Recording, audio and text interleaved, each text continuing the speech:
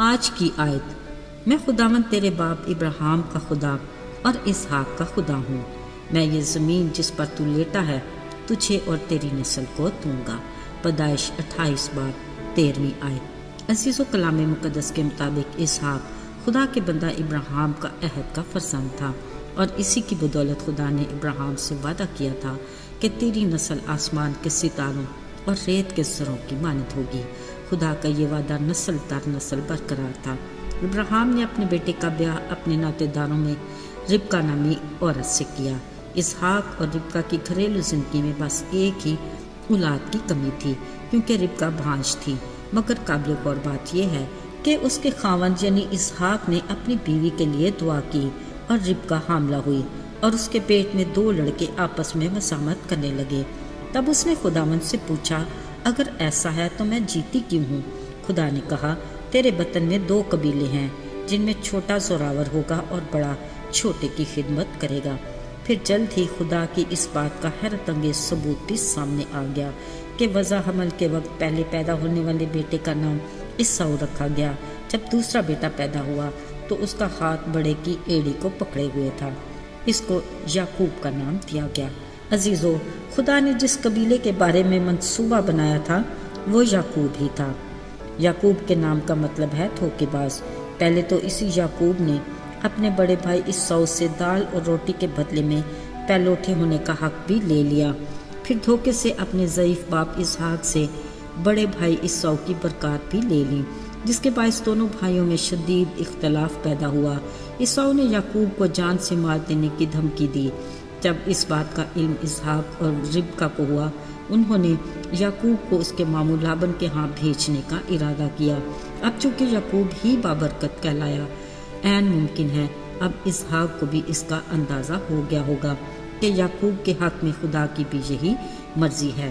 لہٰذا یعقوب کو رخصت کرنے سے پہلے ایک بار پھر اسحاق نے بیٹے کو برکت اور دعا دے کر کہا، تو بارور ہو اور بڑھے، اور تجھ سے قبیلوں کے جتھے پیدا ہوں، اور خدا تجھے اور تیری نسل کو ابراہیم کی برکت دے، اور تیری مسافت کی یہ سرزمین جو خدا نے ابراہیم کو دی اب تیری میراث بن جائے گی۔ عزیزو، یوں یعقوب بڑی تسلی اور دعاؤں کے ساتھ اپنے ماموں لابن کے ہاں ہاران کی طرف روانہ ہوا۔ راہ چلتے جہاں سورج ڈوب گیا وہیں رات بسر کرنے کا ارادہ کر لیا۔ اس کے پاس پڑے پتھروں میں سے ایک پتھر اس نے اٹھایا اور اپنے سرہانے رکھ کر اس پر لیٹ گیا۔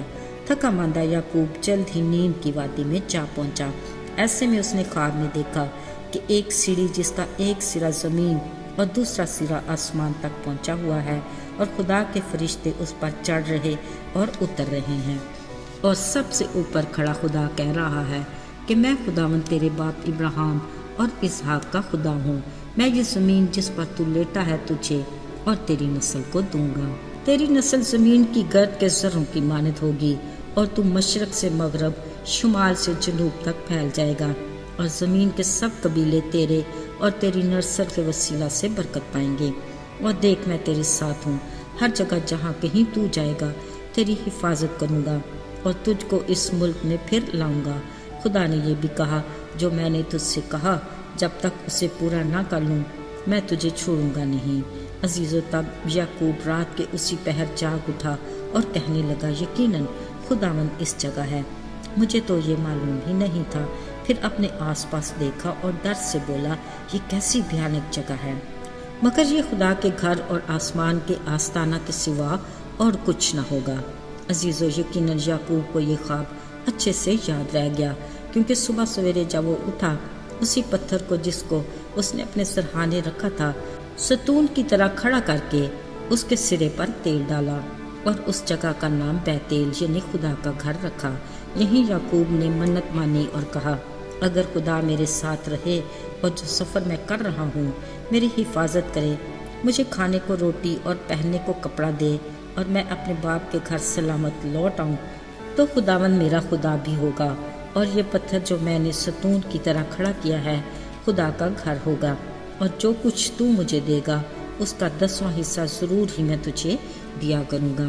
عزیزو، اگرچہ یعقوب کے ماضی کا کچھ حصہ اتنا خوش کن نہیں تھا، مگر آگے کو خدا نے اسے یقینی طور پر بتا دیا کہ کہ خدا کا اس کے بارے میں کوئی بڑا منصوبہ ہے، اور پھر جو کچھ خدا نے خواب میں اس سے وعدہ کیا وہ کس قدر خوش قسمت تھا۔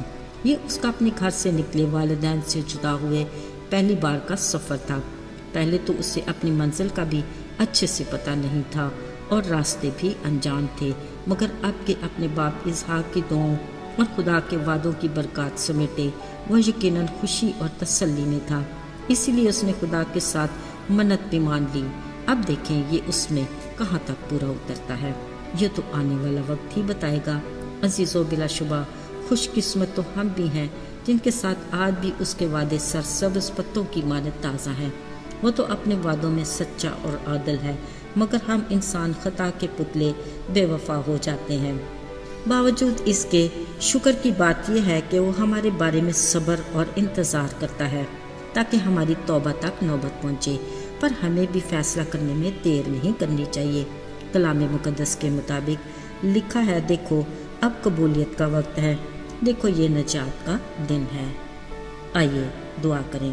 اے خداوند ہمارے آسمانی باپ، ہم بڑی عاجزی سے تیرے حضور میں آتے ہیں، اپنی خطاؤں کا اقرار کر کے تیرے رحم کے طلبگار ہیں۔ تیرے وعدوں کے لیے ہم بھی تیرے شکر گزار ہیں۔ ہمیں بھی توفیق عطا کر کہ ہم ہمیشہ تیرے وفادار رہیں۔ یسوع کے مبارک نام میں مانگتے ہیں، آمین۔